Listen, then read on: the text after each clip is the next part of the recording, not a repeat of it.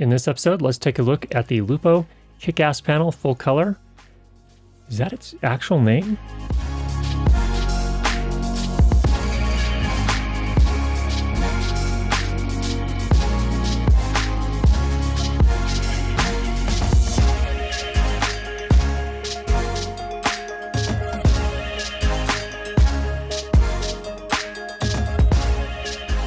Kickasspanel Full Color is a small on-camera light, but you can actually use it for other things as well. It has enough output, and in this case it is a full color light, meaning it's an RGB light, plus you can color tune it from 2800 Kelvin all the way up to 10,000 Kelvin.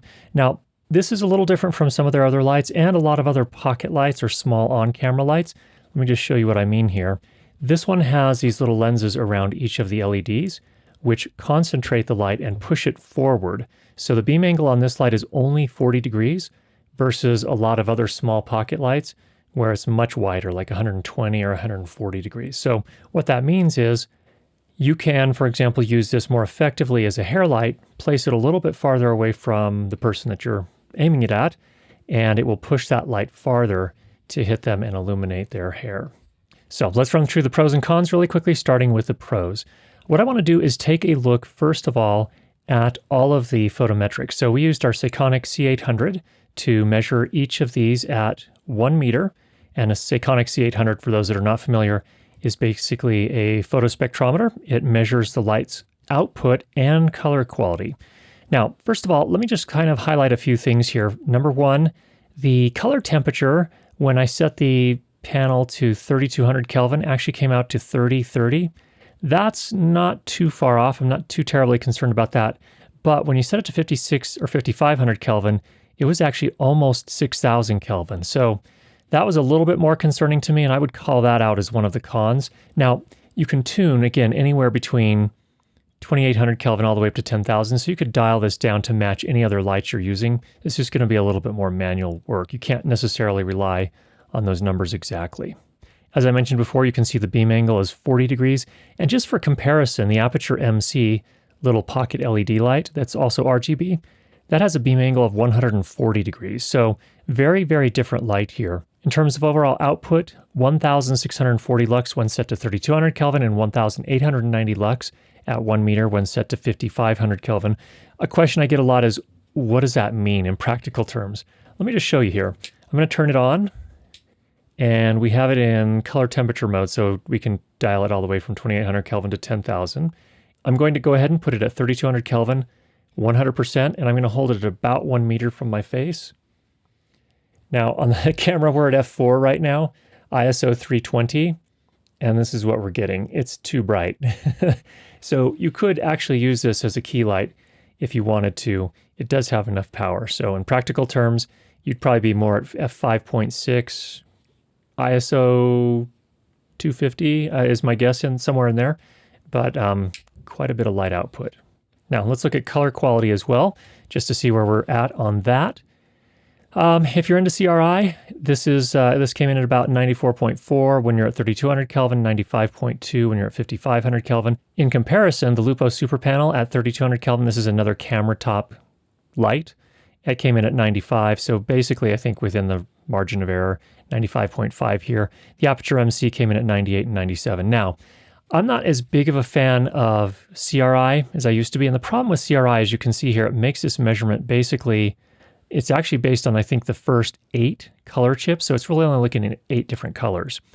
SSI is a more useful measure from my standpoint, and that's represented over here in these graphs. So let's take a look at SSI. Over here, this graph at the top, along the bottom is represented the colors that are visible to our eyes. And then the vertical axis is representing how much of each of those colors this light output, measured by the Sekonic. And then the red bars represent a reference point. So this is what a normal tungsten light would put out in terms of spectral energy at different colors. And the colors that we see behind it are what this light actually did when it was set to tungsten at 3200 Kelvin. And you can see it's a pretty good match. And that's really what SSI is measuring. How good of a match is it from a reference color to the actual light itself? Pretty good. And in fact, if you put that and calculate that out into a score, that's 85 out of 100, which is a pretty good score. That means you're not going to get a lot of color rendering errors.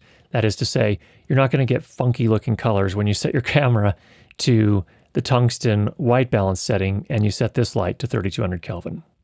The bottom graph is the same thing, except this is when you set the light to 5500 Kelvin, and the yellow bars represent a daylight reference source, and the colored bars represent what the light's doing. It's pretty typical for daylight balanced LEDs to have this massive blue spike.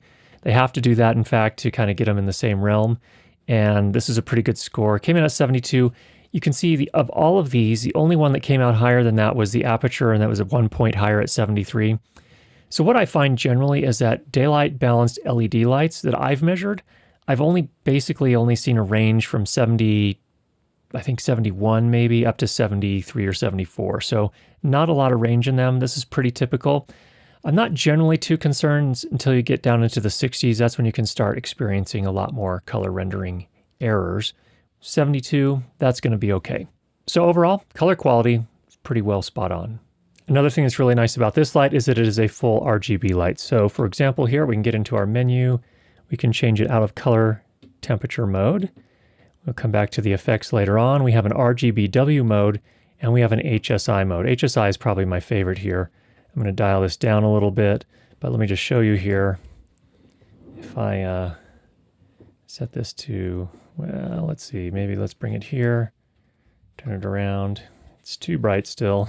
If I turn it down, you'll be able to see the colors a little bit better, but I can dial any hue I want. And I can also change the saturation here. So let's go really saturated, dial through our different hues. And the beautiful thing, of course, is I can create all sorts of cool backgrounds with something like this. So RGB, really, really nice when you're going to use this as a background light. One of the things we also measured was flicker. One of the things you can find is that when you dim down your light, when we went down to 20%, sometimes if you use a really fast shutter speed or shutter angle, you can start to get flickering issues. So what we did in our case here is we dialed the light down to 20%, and we set our shutter angle to 11.2 degrees, shooting at 23.976 frames per second. That equates to 1/785th of a second shutter speed, and we did not detect any sort of flicker. So for most situations, as long as you're not doing high-speed photography type stuff, this light's going to do really well for you. No flicker issues. Now, there are a variety of powering options, and let's just kind of run through those here. Now, with an NPF battery like this one, and again, an NPF 970, we were able to get this to power the light at full power, 3200 Kelvin, for 2 hours and 39 minutes. So that's pretty respectable. Of course, if you dial down that intensity, it's going to last quite a bit longer. So that's one battery option. Another battery option, and it comes with this USB cable. It's USB-C on one side, USB-A on the other. With this, you can power this at 50% power with a USB battery bank. I would recommend using a PD battery bank, one that can do the power delivery, a little bit more amperage, more current, and therefore more wattage that way. So that would be preferable. Again, that's only going to give you 50% output, but still another option for you. And then, of course, you can power it also with a cinema battery using a D-tap cable into the side here. There's a little port. This is where the USB-C port is to power. And there's also a DC barrel port here. And here you can actually input AC power anywhere between 90 and 240 volts. So it can handle any of those. So basically worldwide it is useful that way. Now, of course, this is really designed as a camera light.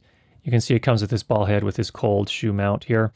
It definitely would work well for that, especially if you're doing some sort of news shooting and you just needed a really simple rig with the light on it already. This could definitely do that. But for my purposes as a corporate video shooter, I'm going to use this probably a whole lot more as a hair light and as an effects light for the background. So it has lots of different uses there. It does have a 1/4-20 thread on the bottom here where you can see the ball head attached. One of the things I like about the light as well is that it has these very simple dials. So these dials are different depending on which mode you're in, but they always stay the same when you turn it off and then turn it back on. So that's really nice. So if you need to recreate a setting, of course, you have the readout here and you can dial something in. But if you're just going to break down really quickly or maybe break for lunch and come back, you turn it back on and it's right back where it was. So that's kind of a nice feature. It also includes this diffusion panel here. So you can actually loosen these screws here on the side and attach that. The nice thing about that is that that diffuses the light just a little bit because In this case, we have these discrete LEDs, and if you didn't put a diffuser on, what you can get, you can throw it a little bit farther if you don't put the diffuser on, and that can work great as a hair light. But if you do need to diffuse it to avoid any sort of multi-shadow issues, which you can sometimes get with these discrete LEDs, this will do the job for you. It'll soften it up just enough that you won't get those discrete shadows or those separate multiple shadows when you're shooting it, for example, as a key light. And that, of course, is super lightweight and super simple, just really easy to use. Now, in terms of build quality, this thing is pretty solid. In fact, it's probably one of the most solid small lights I've ever used, and I've used a variety from different companies, including Aperture, and other various brands as well. This is a technopolymer, so that's a fancy name for a really durable plastic. And it is really nice too. It's also a fanless design, so you don't have any sort of fans. It's all passively cooled. And this thing is tough. I have been using Lupo lights, and they're all made out of this same technopolymer. I've been using them for over 3 years now, and I have, even after dropping some of them, I have not had any issues with this technopolymer breaking, really even scratching up much. It is really tough stuff. And the nice thing about it too is that because of that, it's also quite lightweight. Whereas aluminum might dent up a little bit more, this basically just bounces off of concrete, in my experience, and does really, really well. So it's a nice balance here. So for example, in this particular case, this light comes in at 1.1 pounds or 530 grams. And it's actually fairly large if you compare it here. For example, here's an iPhone 12 Max Pro or whatever they call it. It's the bigger iPhone, the bigger current iPhone as of 2021. And you can see how it compares in size. And it's kind of a beefy light, but weight-wise, again, it comes in at just barely over 1 pound. Let's see. Let's go ahead and show you a couple things in the menu here. You can see here we also have a few other modes here. We have our correlated color temperature mode. That's where you can dial in a color temperature from 2800 Kelvin all the way up to 10,000 Kelvin. We can bump down here. We have our effects mode, and we have a variety of different effects. So we could choose a strobe, for example. And I can move through the different colors here. Here's the party chase. You've seen that probably in other cases. You can adjust the speed and the dimmer, of course. We also here have the cop car. We have a disco mode, kind of like a color chase, kind of like a party chase, a little different there. We have our TV mode. You can again choose the frequency, and these dials then are what allow you to choose the different parameters. We have a paparazzi, so flashes going off. Here's a lightning. Choose the color temperature and the intensity, or the interval. We have the explosion.